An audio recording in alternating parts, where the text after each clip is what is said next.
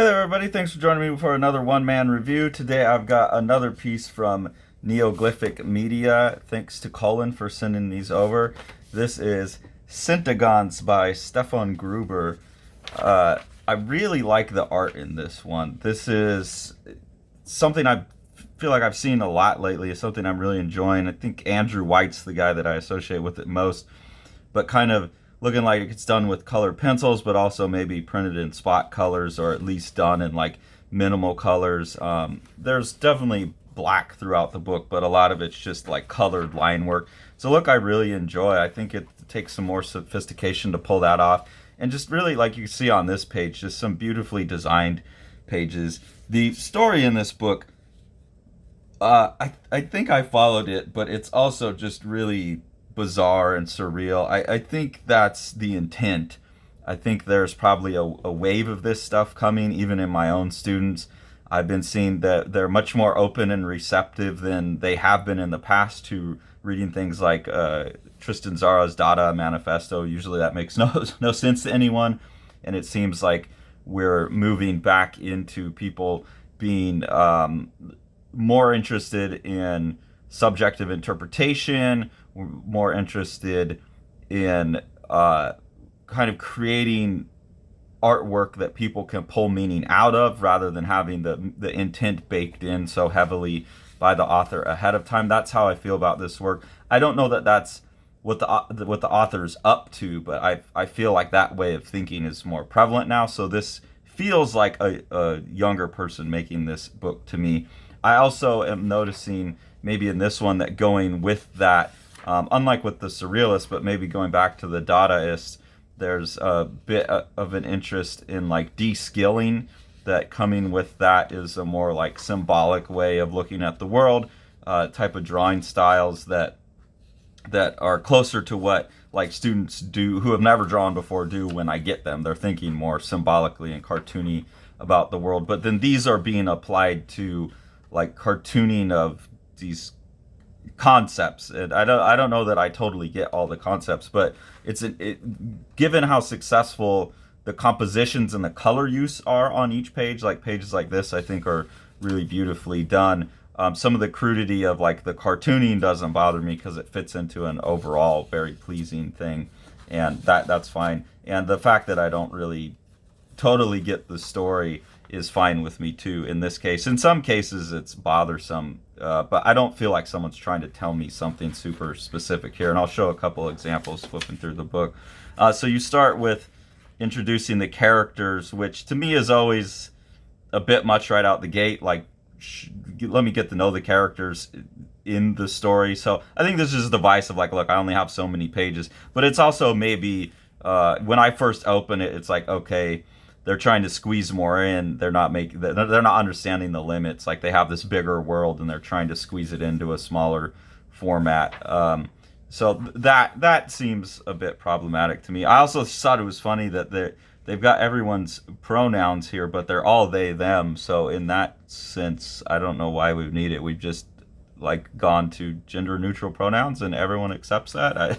So it's funny that they've list. I guess this one is our empty selves, or the bottle-headed creatures is their pronoun, and this is a plural they them. So this is a singular they them, and that's a plural they them. I don't know, that kind of stuff too is just, I'm an old guy. I don't get it.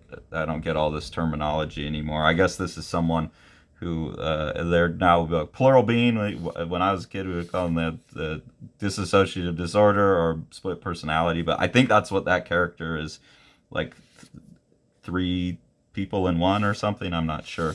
So there's a lot of that I feel like someone who's younger would just be able to get it, like this is within their zeitgeist and it's without of mine. But again, the art's really cool.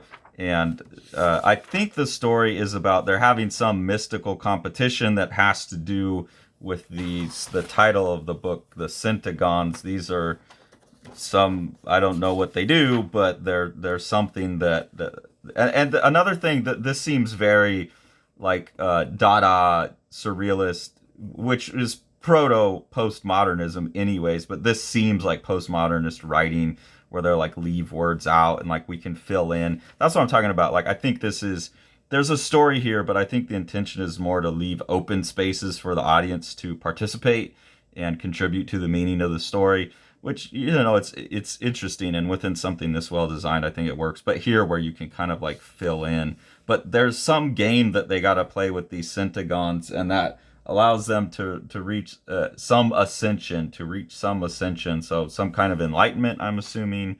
And these characters are playing the game against each other. Here's another thing where they're like TYSM. I feel like that's an abbreviation like LOL that I've just now gotten too old. I don't know what that is. TISM, TYSM. Thank you. I don't know. I can interpret it. And again, maybe that isn't anything and it's another space for me to interpret. But I feel like this is just where like I don't understand the language anymore, which is distressing. And then I really like how this page is made with collage. It reminds me a bit of some of the stuff that David Mack was doing with Kabuki, like where he was doing actual collage and building stuff up, or Bill Sienkiewicz. I particularly like the real leaf on there and these little like cutout decal looking Cupid things, whatever they are. And then I really like this torn panel, like torn out and put on there. That reminds me of some of what Everett Glenn is doing as well. So there's a lot of formal things in here I really like. And like I said, the design stuff is really good. And like this with the different haircuts, and I see 6, 4, 5, maybe that's one, but I don't see all the numbers. So there's like these little puzzles or something to solve. And here's like, you only have so many moves. So there's a lot of like gaming stuff in here too, but it just ultimately, I got that they were playing some game, but the rest of that seemed impenetrable to me.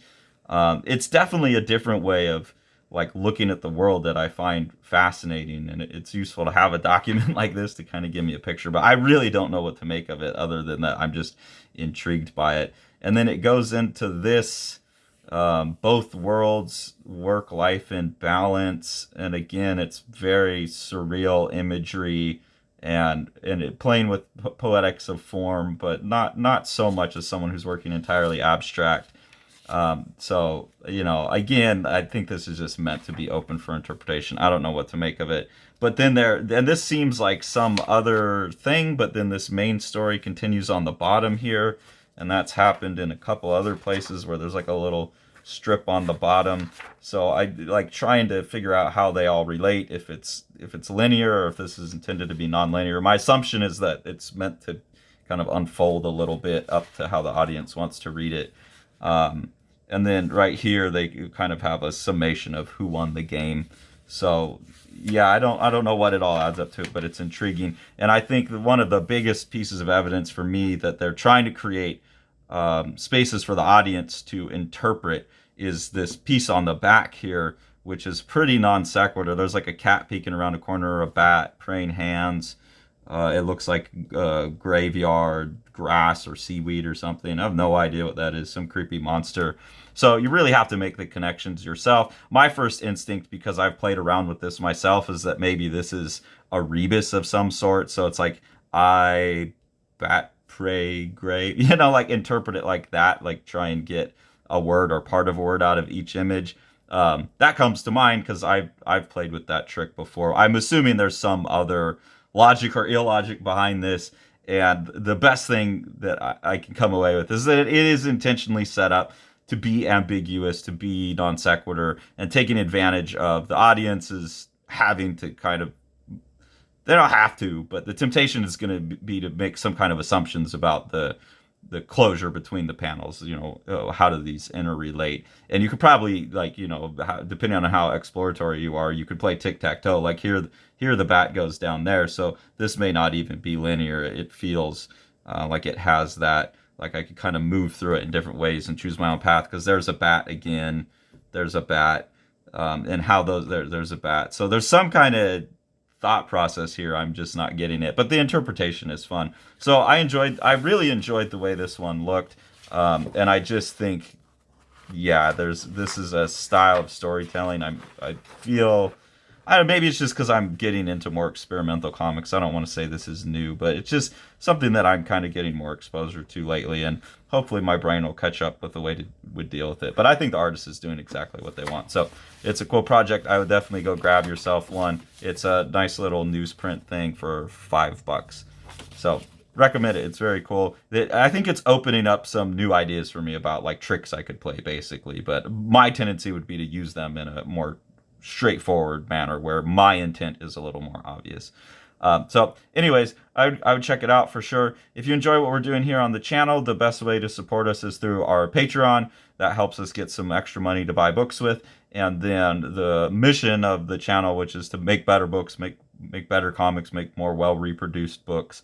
The best way to support that is to support what Sean's doing with the publishing company, Living the Line. So we'll take a look at some of the books that he has out. Salaniyalo, Path of the Shades by Clarence Doss is a really cool ongoing project that Living the Line will be producing. Clarence is a PhD student from Fiji who's studying the myths of Fiji for his doctoral thesis.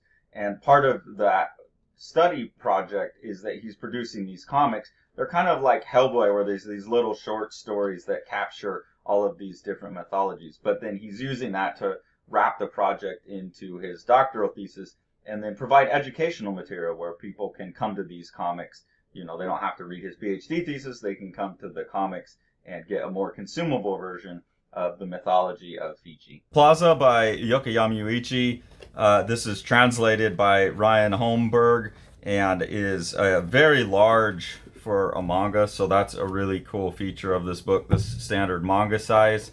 And this is just a 200 some odd page representation of what Yokoyama Yuichi thinks of the Carnival parade, and he's just made this like relentlessly loud and rhythmic book that pushes all kinds of amazing boundaries of what comics and manga are, and we could not recommend this book more. Thanks for following along. Take it away, Jack.